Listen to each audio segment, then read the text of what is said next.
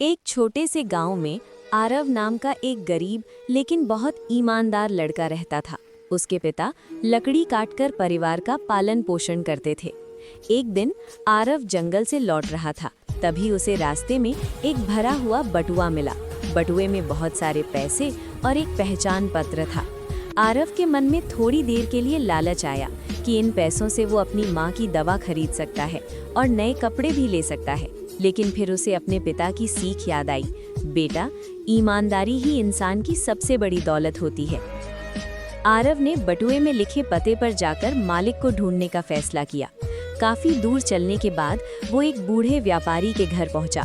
व्यापारी बहुत परेशान था क्योंकि उसने अपनी सारी कमाई खो दी थी। जैसे ही आरव ने बटुआ लौटाया, व्यापारी की आंखों में खुशी के आंसू आ गए। उसने आरव को इनाम देना चाहा, लेकिन आरव ने विनम्रता से मना कर दिया और कहा कि उसने केवल अपना कर्तव्य निभाया है।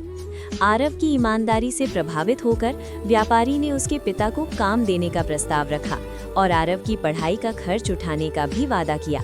कुछ समय बाद आरव मेहनत और सच्चाई के बल पर एक सफल इंसान बन गया।